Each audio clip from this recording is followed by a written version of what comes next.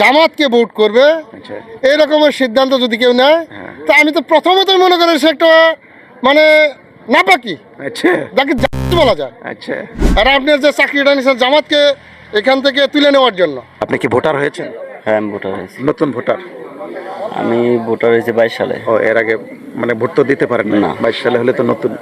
একজন নতুন ভোটার হিসাবে আপনি কি আপনার মতামতটা যদি একটু বলতেন যে আগামী নির্বাচনে আপনি কোন দলকে পছন্দ করেন বা কাকে ভোট দিতে চান, কোন দল সরকারে গেলে ভালো হয়?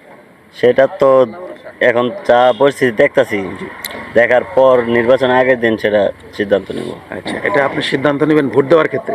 কিন্তু কোন দলের জনপ্রিয়তাটা বেশি দেখতেছেন, জামাত না বিএনপি? জামাতের। জামাতের। এটা কি মানুষের মুখে মুখে শুনতেছেন? শুনতেছি, দেখতেছি, ফেসবুকে দেখতেছি। আপনাদের এলাকায় কেমন অবস্থা? সখীপুরের এই এলাকায়? আমার এলাকা তো এটা না, আমার এলাকা ফুলবাড়িয়া, ময়মনসিংহ ফুলবাড়িয়া। ও, ময়মনসিংহ ফুলবাড়িয়া। ময়মনসিংহ ফুলবাড়িয়া অবস্থা কেমন? জামাতের অবস্থা কেমন? ওদিকে অবস্থা ভালো। ওখানে অধ্যাপক জসিম সাহেবের নাম শুনেছি, যে এর আগে যিনি ক্যান্ডিডেট ছিলেন জামাতের, ওনার অবস্থা বেশ ভালো।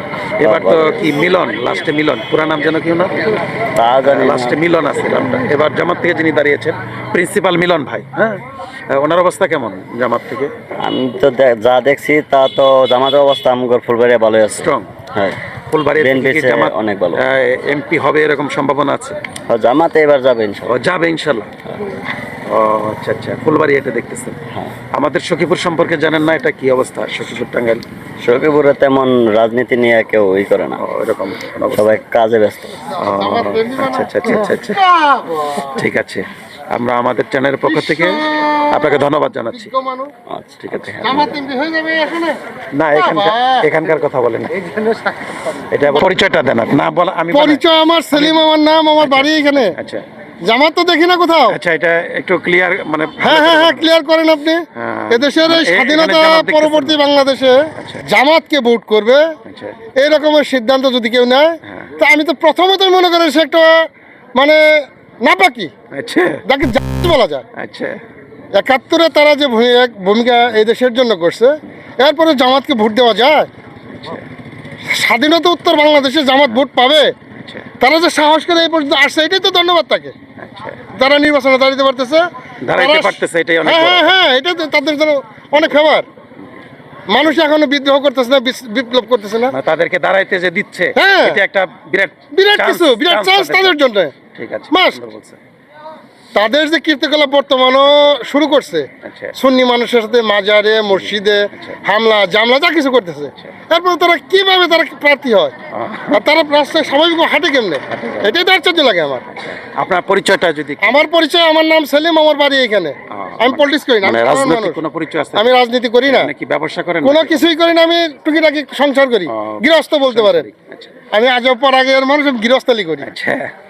আওয়ামী লীগ সম্পর্কে আর কিছু যদি বলতেন? আমি রাজনীতি করি না তো, আমি বর্তমান প্রেক্ষাপটে যা আমার আইডিয়াতে আসলো, আর আপনার যে চাকরিটা নিয়েছেন জামাতকে এখান থেকে তুলে নেওয়ার জন্য, জামাতকে আপনারা যেভাবে মডিফাই করে যেভাবে আপনারা তুলে নিতে চান। ব্যক্তিগতভাবে আমি পেশায় একজন শিক্ষক, আমার রাজনৈতিক কোনো পরিচয় নেই।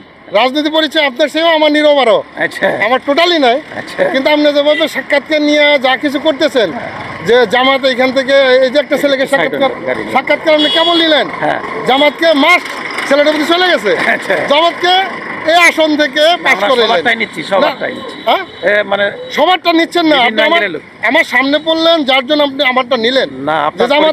জানি না, এই জন্য আমি তো মুক্তিযোদ্ধা সাক্ষাৎকার নিলাম। আমি তো আশ্চর্য হয়ে গেছি যে এইখানে দাঁড়িয়ে যদি কেউ বলে যে জামাত এই আসনে মানে 20টা ভোট পাবে এই গ্রামে। এই আসনের কথা বলে না, সে ফুলবাড়িয়া বলছে, ময়মনসিংহ ফুলবাড়িয়ার লোক এখানে আসলো থেকে কি কাজের জন্য আসছে? Thank you. এখানে 10 ভোট। ঠিক আছে, আপনাকে ধন্যবাদ। ওকে, খুব ভালো বলছেন।